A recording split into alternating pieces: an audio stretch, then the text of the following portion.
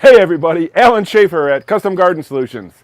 In this exciting episode, I'm going to transplant some tomato plants from our indoor grow room to our outdoor garden. So stay tuned.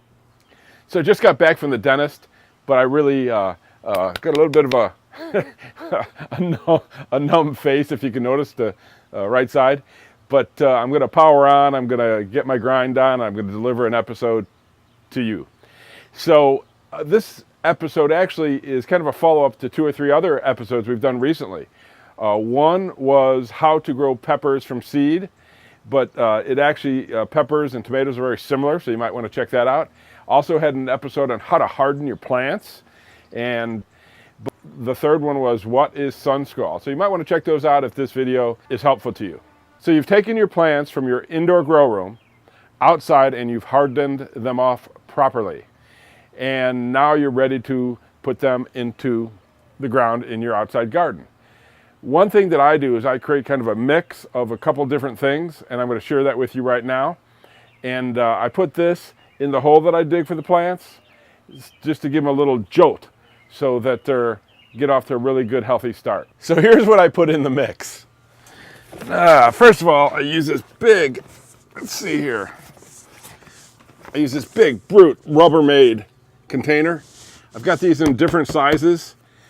I think this is a 20 gallon, but these work great. If I can find it, I'll put a link down below so you can check these out. But these will last a long time. They got really sturdy handles, and I've been using that one for years. So the first element of the mix is I put in some Sunshine Mix number 4. It's got coconut coir, vermiculite, all kinds of things. This is actually a sterile, like a potting soil, and I use it for my plant starts. And I'll put that in a link down below also. But it's going to offer, because of the coconut coir and some vermiculite and the other things that are in here, the ability for the soil to retain and absorb water. All right, so a little bit of this. And I'll also add some wiggle worm. Oh, buddy, wiggle worm. These are worm castings, and I always get a kick out of this. Indoor, outdoor, all purposes, non-toxic, odor-free. Doesn't smell. I think maybe they were worried that people would think the worm poop smelled like, I don't know, worm poop.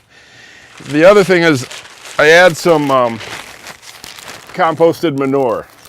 And this is by, I think I ripped it, but New Plant Life right up here in the corner. There you go. Let's see there. All right. Had this laying around. Also, I added some premium mushroom compost. All right. Give you a shot of that, hopefully. So, the last thing I added, and mainly because I had some lying around, is some peat moss. Real quick story on peat moss. Peat moss is proven to be non-sustainable. So they take this out of bogs, B-O-G-S, bogs, and the bogs aren't replenishing themselves as fast as we're farming it. So that's the reason why it's not sustainable or not good for the environment or our ecology. Just something we need to know. So I just had several bags of this from going back years.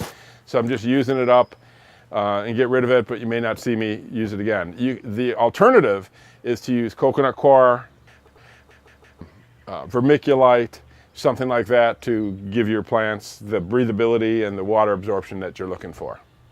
So I forgot one thing. I also added rock dust.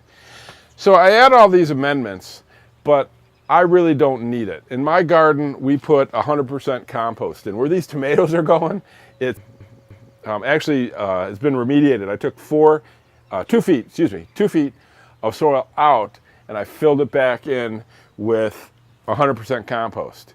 Each year I add compost. I also, I don't know if you can see it in the background. Yep, it's right behind me, right there. That black thing behind the trellis is a compost tumbler. And I'll do an episode on that in the future. So I'm adding food scraps and leaves and constantly putting more nutrition and organic matter back into my soil.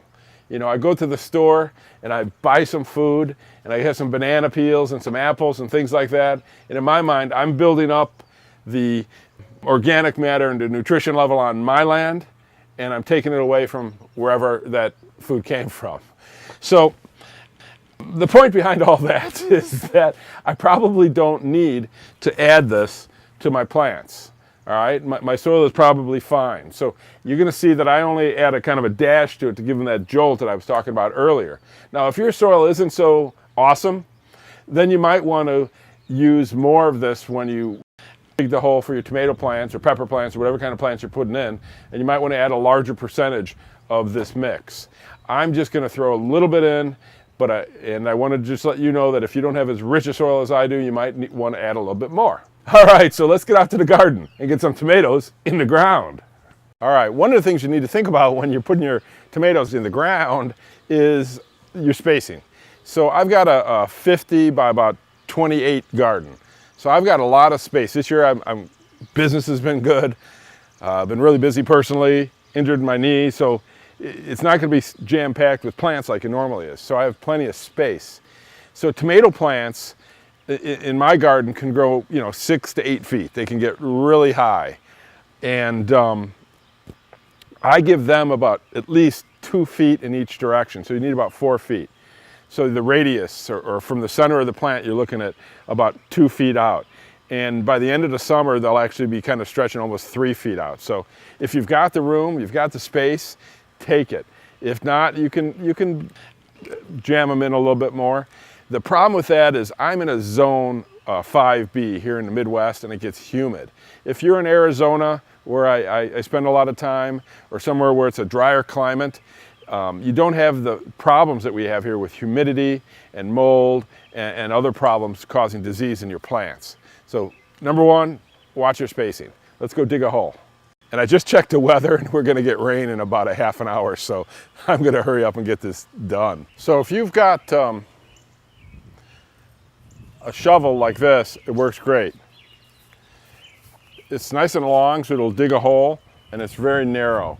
So I'm going to give it about 2 feet to here for a plant, then another 2 feet, so I'm going to go ahead and dig a hole right here. Notice how this soil breaks up here. Look at this.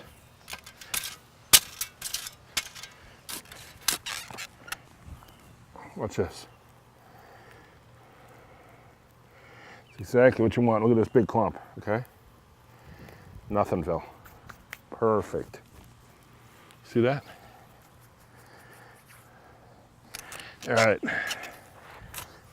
All right, so now I'm going to take the tomato plants. This happens to be a Cherokee tomato.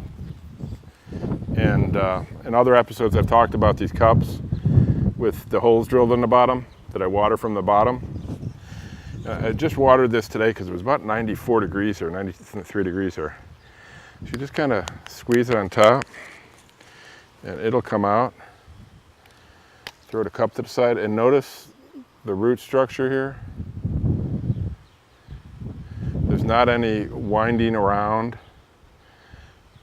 of the roots, so it's not root bound, no root rot or anything. This is loose, but not too loose. It holds its form. So I'm going to take a pair of scissors and I'm going to cut the bottom couple of these. Make sure you sterilize your stuff. You can do it with bleach. So I'm going to bury this plant, let's see here, to about here. So tomato plants are one of the rare plants that you could actually bury a little bit and the roots will form along the stem. So let's do that. So this is pretty loose. I'm not going to worry about this. If you see roots going around, you just want to tease them out. But this is perfect.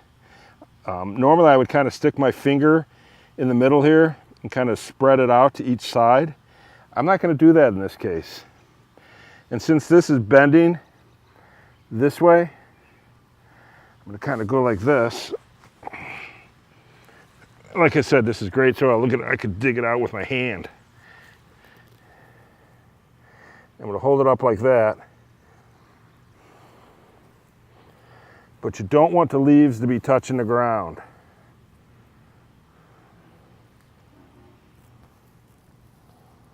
So I'm just gonna see it break this soil up. Look at that. I know, soil makes me happy.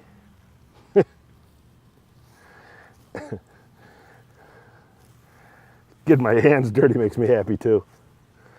Doesn't take much to get me happy. All right, so I'll just gently put that around.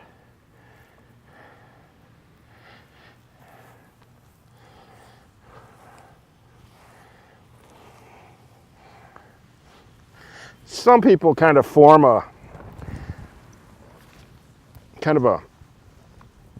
they like to keep this area near the plant a little bit lower than the area around it. I'm not such a big fan of that. And the reason is because of the soil I have. The soil retains water. It's so loose and airy that's really not important for me, because you really actually want to water outside and the roots will go towards the water. It's kind of like when you water a tree. You don't want to water under the tree. You want to water where the roots are. All right, so I got this bad boy in the ground. I got a bunch more to go. Storm's rising. We got a storm coming in. Look at that. The sun was in my eyes 15 minutes ago, so I had to shoot in the shade. Now look at this.